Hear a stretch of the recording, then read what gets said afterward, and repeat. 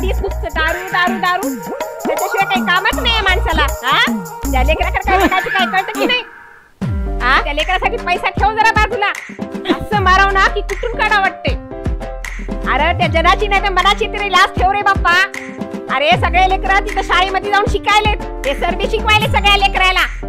पैसा बाजूला ठेवायचं काहीच माहित नाही माणसाला. कधी सुधारणार आहे काय माहित. नमस्कार धोंडू. नमस्कार सर. नमस्कार. काय चाललंय? काय चालणार आहे आमचं? काय नाही सर, तुमचा आशीर्वाद आहे, आशीर्वाद. पण याच्या जरा डोक्यामध्ये ज्ञान घाला जरा याला. पीत नाही राहत, नुसतं पीत राहते. घरामध्ये काही पैका आणून दिला का त्या लेकराला कधी कपडा नाही अंगावर. कसं कसं करावं याचं? कामून बिटर बिटर करायली उगी तू. मगापासून बघायलो मी तुला. बटर बटर करते मी, बटर बटर करायला मी. घालायली ते सिद्धार्थ सरांच्या समोर माझी काय इज्जतवान बाबा तू. अरे एवढं जे इज्जतीचं पडलं आहे ना, जरा वाग जरा नी. त्या लेकरासाठी पैसा टाक बाजूला. कसं मी करा? काय कामाला जाईना का? जातो की मी. जातोच कामाला. येतो का पैसा घरात? नुसतं दारू पिऊन येतो रोज. उगी काय लावली बटर उगी लावते? इज्जत घालायली. मोठा इज्जतवान रे तू.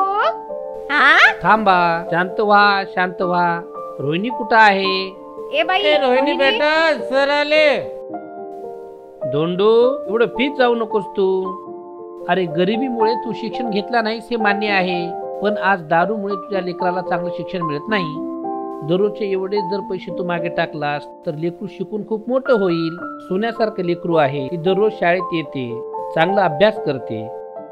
याचा कसा तुझ्या डोक्यात प्रकाश पडत नाही? धोंडू, आता यानंतर तुझ्या मुलीच्या शिक्षणाची जबाबदारी मी घेतो. घ्या लेकरू आपलं आणि जिम्मा घेतायत सर. अरे थोडीशी तरी जनाची नाही तर मनाची तरी लाज ठेव रे बाबा. बघ जरा लेकरासाठी आपले आलेत घरी. तिचा जिम्मा ते घ्यायला लागलेत. आपलं काय कर्तव्य नाही का? है का नाही? जाऊ द्या, शांत व्हा, तुम्ही शांत व्हा. आता हे मुलीसाठी पुस्तक आणलेलं आहे तुमच्या. या रोहिणीची मम्मी.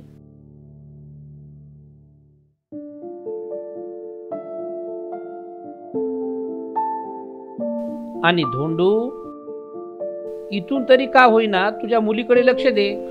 सर, तुम्ही माझे आज डोळे उघडले सर. खरंच आज माझ्या तुम्ही लेकराला शिकवता म्हणताय तुमच्या खर्चाला. खरंच सर, मला लाज वाटते, लाज वाटते सर. या दारूमुळे किती संसार उद्ध्वस्त झाले सर. आणि माझा पण संसार उद्ध्वस्त होण्याची वेळ आली होती. आजपर्यंत मी ऐकलं होतं गरिबीमुळे शिक्षण घेता येत नाही, पण या दारूमुळे संसार उद्ध्वस्त होतात. पण नाही सर, आजपासून त्या माझ्या लेकरासाठी मी ही आणि हिच्यामुळे मी आज उद्ध्वस्त होण्याच्या वाटेवर होतो.